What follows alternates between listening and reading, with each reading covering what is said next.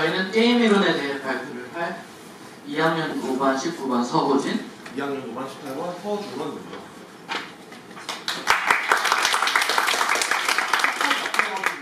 제가 호흡기 좀 하다가 있어가지고 계속 아래에서 막 기침 소리 나고 그랬는데 좀 다른 분들끼리 좀 죄송하다는 말씀 좀 드리고 싶습니다.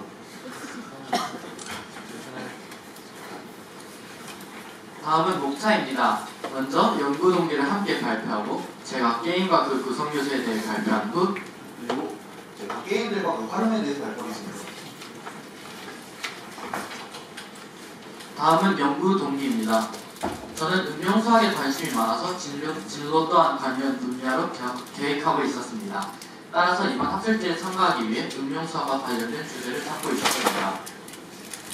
그리고 저는 컴퓨터 공학에 관심이 많았는데 프로그램 내장 방식이라는 아주 혁명적인 이론이 나왔습니다. 이것을 고안한 사람이 존 노이만이라는 사람이었는데 이 사람이 이 게임 이론의 창시자들 중 한 명이었습니다. 이렇게 서로 다른 두 주제가 게임 이론에서 만나 이번 연구를 계획하게 된 것입니다. 그럼 이제 발표를 시작하도록 하겠습니다. 게임 이론은 도대체 무엇일까요? 이에 대해 알기 위해서는 게임 이론이 정확하게 무엇을 다루는지에 대해 알 필요가 있습니다. 게임 이론은 서로 다른 행위자들 간의 경쟁이나 협력 등의 상황을 전략적 상황이라고 규정하고 이 상황에서 어떤 일이 일어나는지에 대해 다루는 응용수학의 한 갈래입니다. 또 게임은 이러한 전략적 상황에서 에 대한 정보의 표현 혹은 그 상황 그 자체를 의미합니다. 이렇듯 게임 이론은 수학이면서도 생명과학에서의 진화 혹은 정치, 경제학 등 다양한 학문과의 밀접한 관계를 맺고 있으며 이 중 경제학에서 가장 많이 활용된다고 할 수 있습니다. 다음으로 게임의 구성 요소에 대해 설명해드리도록 하겠습니다. 게임에는 다음과 같이 참가자, 전략, 보수의 세 가지 구성 요소가 있습니다. 참가자들은 게임에 참가하는 주체로 개인이나 단체, 기업이나 국가 등 다양한 경우가 가능하며 이들은 모두 이성적이고 합리적이며 다른 참가자들 또한 이성적이고 합리적이라는 사실을 알고 있습니다. 전략은 참가자들이 게임에 참가하면서 선택할 수 있는 모든 행동을 의미하며 보수는 이렇게 참가자들이 자신의 전략에 따라 게임에 참가한 후 얻게 되는 것을 의미합니다. 기본적으로 참가자들은 자신의 보수를 최대화하는 것을 목표로 게임에 참가합니다. 다음으로 게임을 읽는 법에 대해 설명해 드리도록 하겠습니다. 다음은 흔히 볼 수 있는 가위바위보를 일반형 게임으로 나타낸 것입니다. 보시면 아시겠듯이 A와 B 두 명의 참가자가 있으며 두 명의 전략은 모두 가위, 바위, 보의 세 가지가 있습니다. 괄호 속의 숫자는 두 명의 참가자들의 전략에 따라 결정되는 보수입니다. 괄호의 왼쪽 숫자는 A의 보수를, 오른쪽 숫자는 B의 보수를 뜻합니다. 예를 들어서 A가 바위를 선택하고 B가 보를 선택한다면 A는 -1의 보수를, B는 1의 보수를 얻게 되겠죠. 다음은 가위바위보를 전개형 게임으로 나타낸 것입니다. 전개형 게임은 전략적 상황을 일종의 수형도로 표현한 것입니다. 아까와 비슷하게 플레이어 1, 플레이어 2의 두 명의 참가자가 있는데 이때 주의할 점은 일반형 게임과는 달리 의사결정이 순서에 따라 이루어진다는 점입니다. 플레이어 1이 가위바위보 중 하나를 결정하고 그 다음 플레이어 2가 가위바위보 셋 중 하나를 결정하게 되겠네요. 하지만 순서대로 의사선택이 이루어진다고 해서 앞서 선택된 전략을 나중에 선택할 참가자가 반드시 알 수 있다는 점은 아닙니다. 플레이어 1이 가위를 골랐을지 바위를 골랐을지 볼을 골랐을지 플레이어 2는 알 수 없습니다. 여기서도 마찬가지로 플레이어 1이 바위를 고르고 플레이어 2가 바위를 고른다면 무승부로 두 명의 보수는 0이 되겠네요.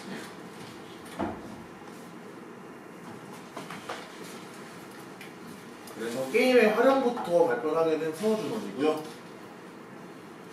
저는 죄수의 딜레마와 치킨 게임을 그 예시로 그것이 실생활에 활용된 부분이 북미 경쟁과 가격 경쟁으로 나타나는 모습을 발표했습니다.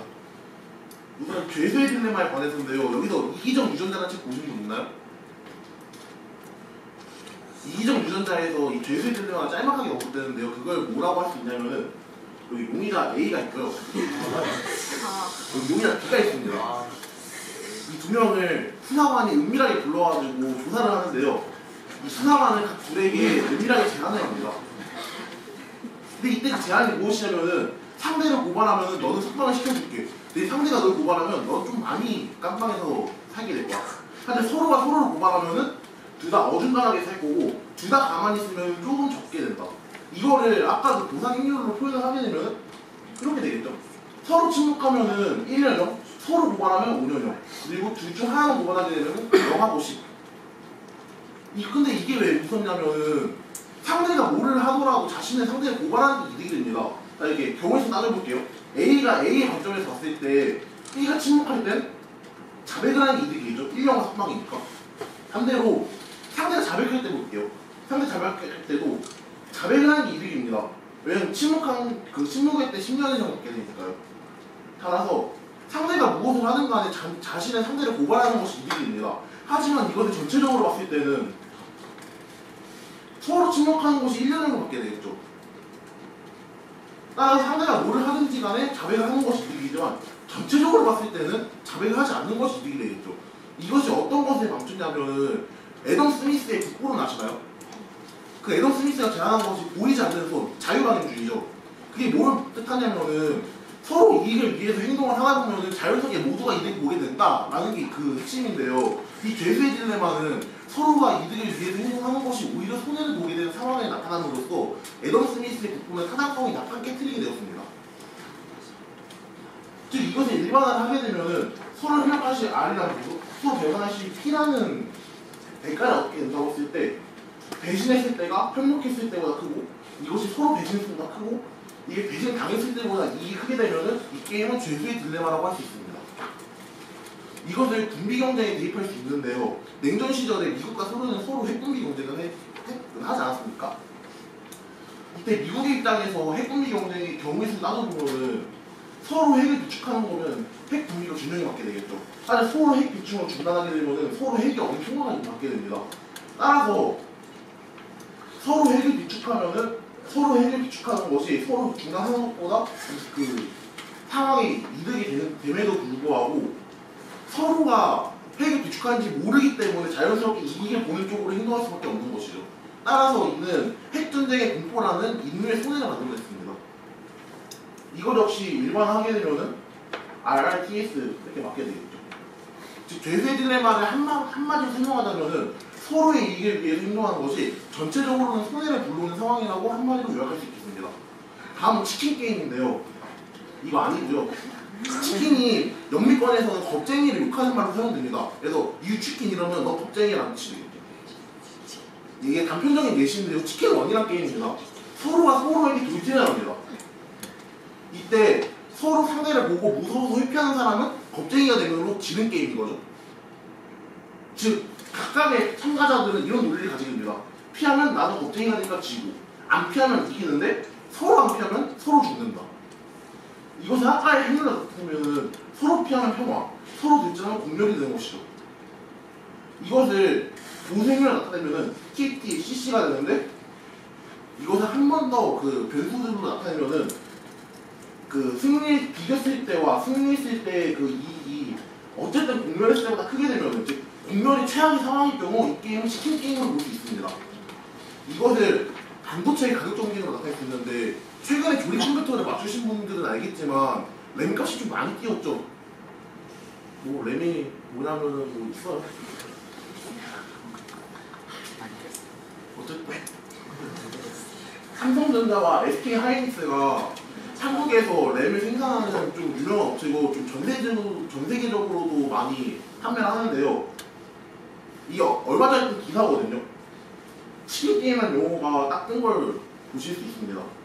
즉 삼성의 입장 가격 경쟁의 핵심이 뭐냐면은 가격을 낮추어가지고 본인의 판매량을 늘리고 가격을 낮추어서 본인 회사의 판매량을 늘리면서 상대에게 가격을 낮추는 것을 강제하여서 상대에게 손해를 보이게끔 강제하는 것이 바로 이 가격 경쟁의 친구들의 치킨 게임이죠. 이걸 삼성의 입장에서 한 번 더 나타나면은 서로 가격을 계속 낮추면은 둘 다 손해를 봐가지고 망하게 되겠죠. 사실 서로 가격을 유지하게 되면은 편상 유지가 되어 있습니다. 한쪽만 가격을 유지하고 한쪽을 가격을 내리게 되면은 가격을 내리지 않은 쪽이 시장에서 버티게 되겠죠. 가격이 높기 때문에. 이것을 한 번도 보상 행위를 못하면은 TTW의 LWCC가 되겠고 생산 가격을 낮춰서 원가를 절감하는 쪽은 가격 이상 경쟁에도 손해를 보지 참아할 수 있다. 예를 들어서 같은 제품을 500원에 판매하는 삼성이 있고 같은 제품을 500원에 생산하는 삼성이 있고 700원에 생산하는 SK가 있다고 칩시다. 삼성은 가격 경쟁을 할 때 자신의 제품을 판매할 때 500원까지 내릴 수 있게 됩니다. 이건 손해를 보지 않는 거예요. 하지만 SK는 그 같은 500원에 판매할 때 700원에서 500원 빼면 200원이 손해를 잡아오기 때문에 당연히 500원에 판매하는 삼성은 700원에 판매하는 SK보다 손해를 덜 보게 되겠죠. 국내 업체, 특히 삼성은 램 생산 단가가 저렴합니다. 하지만 가격을 인하하는 직이 판매량을 늘어나기 때문에 주로 국내 업체, 특히 삼성이 이러한 램 반도체 공장에서의 치킨 게임을 많이 유도합니다. 이 잘못 찍히긴 했는데 치킨 게임을 한 마디로 요약하자면은 어떤 사안에 대해서 대립하는 두 집단이 있을 때 서로 포기하지 않을 때 가장 큰 손해를 보게 되는 게임이라고 정리할 수 있습니다. 이상으로 발표를 마치겠습니다. 네, 질문 받겠습니다.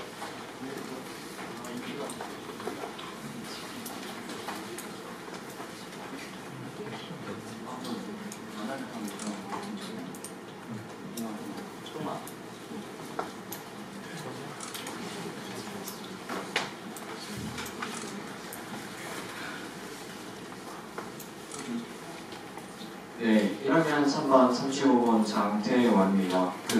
치킨 게임 설명해 주실 때 양쪽이 모두가 공멸하는 것이 최악의 상황이라고 말씀해 주셨잖아요. 네. 근데 표 보면은 공멸이 3위로 표시되어 있던데. 우선순위죠.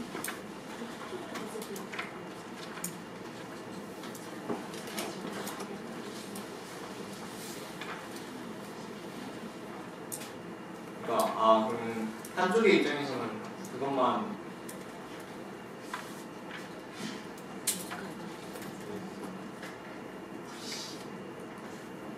이덕순이 우선순위. 네.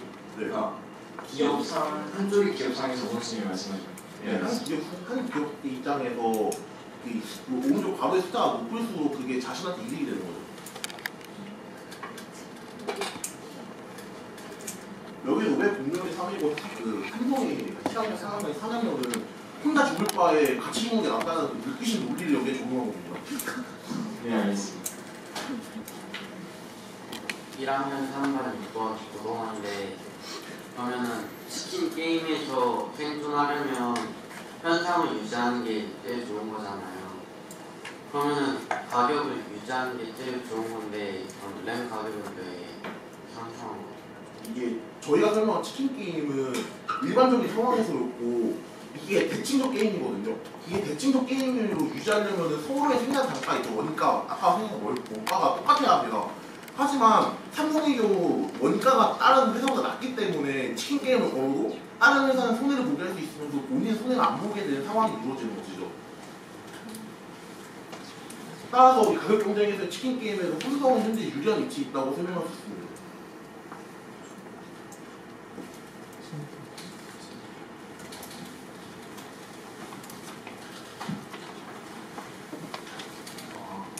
이왕의 상황 60으로 순간적으로 여기서 최소화 딜레마의 상황을 제시고 소련과 미국의 핵 비축 상황에 대해서 얘기를 하셨는데 이 제재 딜레마 같은 경우에는 앞에서 설명하셨던 제로섬 게임이나 산수화 게임과 같은 종류의 하나로 볼 수가 있나요?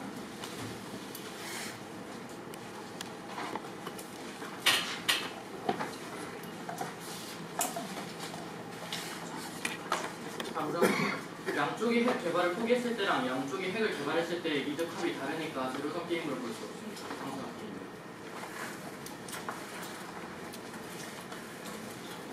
시험 관계에서 저희가 질문에 받는 것은 어려울 것 같습니다. 발표 경청해 주셔서 감사합니다.